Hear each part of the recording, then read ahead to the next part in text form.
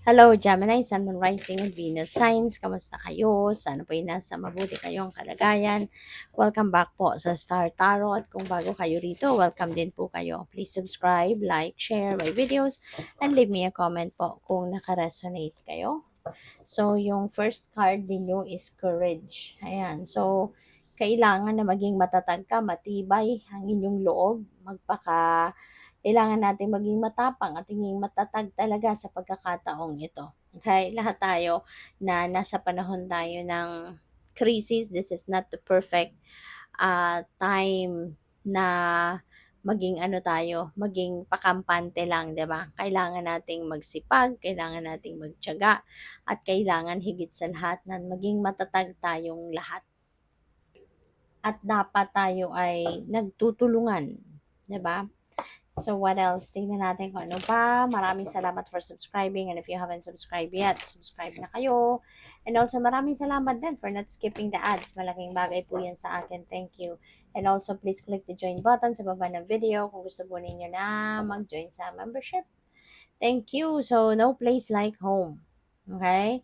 Maaring literal na hindi kayo nasa bahay ninyo, nasa sariling tahanan ninyo, kaya maaring namimiss ninyo ang sarili ninyong bahay, namimiss ninyo yung comfort, 'di ba, ng sarili mong tahanan. And that happens, 'di ba? Na minsan talaga iba mararamdaman mo na kahit gaano kaganda ng lugar, kahit gaano ka ka-luxurious 'no, ng lugar na pinag-i-stayhan mo, iba pa rin 'no, yung nasa sarili mong tahanan ka. Iba pa rin ang comfort, iba pa rin ang pakiramdam. Kaya maaaring ito yon, na baka you're staying in a hotel or you're staying in a B&B, mga ganyan, at or nakikitira kayo, something like that. Kaya maaaring may a little discomfort kayong nararamdaman, 'no?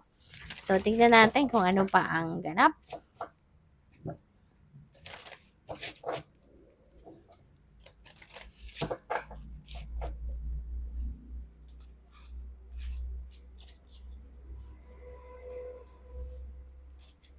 So, we have Ace of Pentacles. Napakaganda. This is new beginning energy. At new beginning, magsisimula kayo ng bagong chapter sa buhay mo, lalo-lalo na pagdating sa inyong kaperahang aspeto. Ito na yung simula, no, ng pagpasok ng swerte mo sa pera.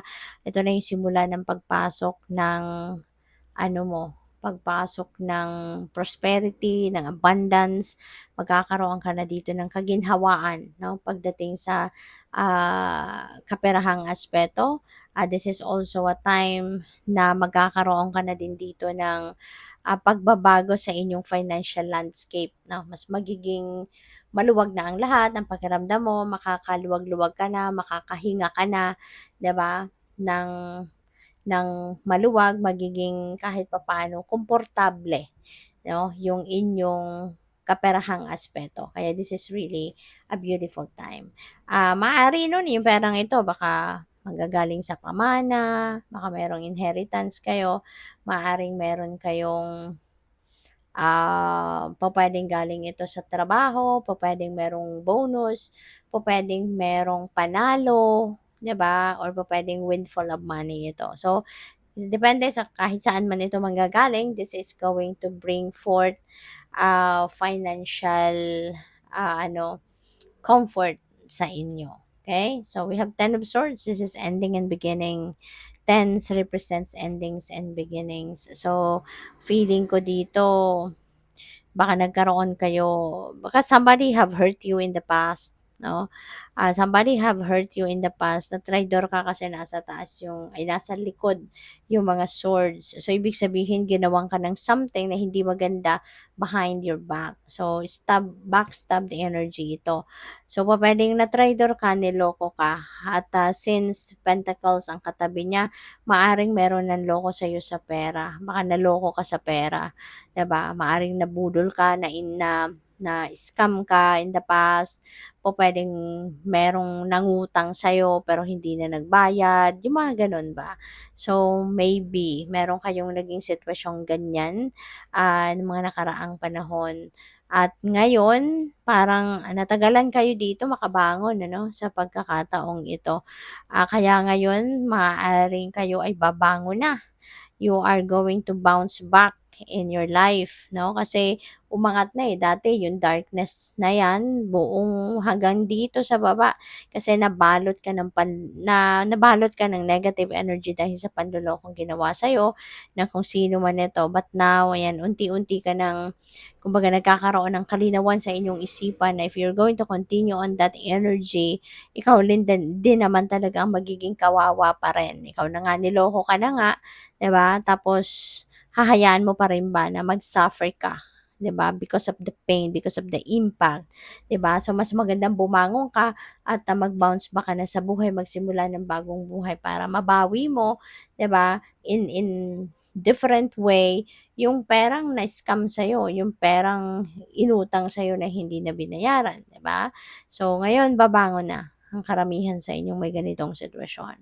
With the Queen of Pentacles, there will be abundance talaga.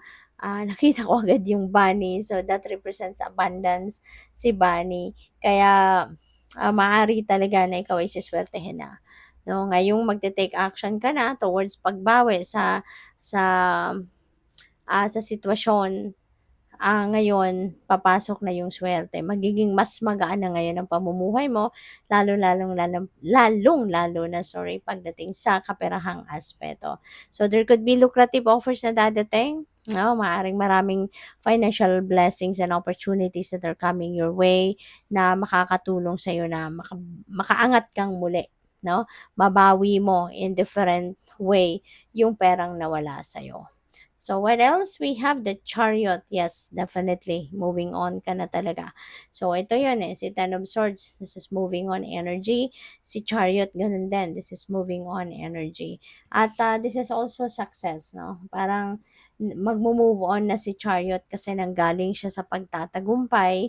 Meron siyang sitwasyon na pinanggalingan, na mahirap din. Nahirapin din siya.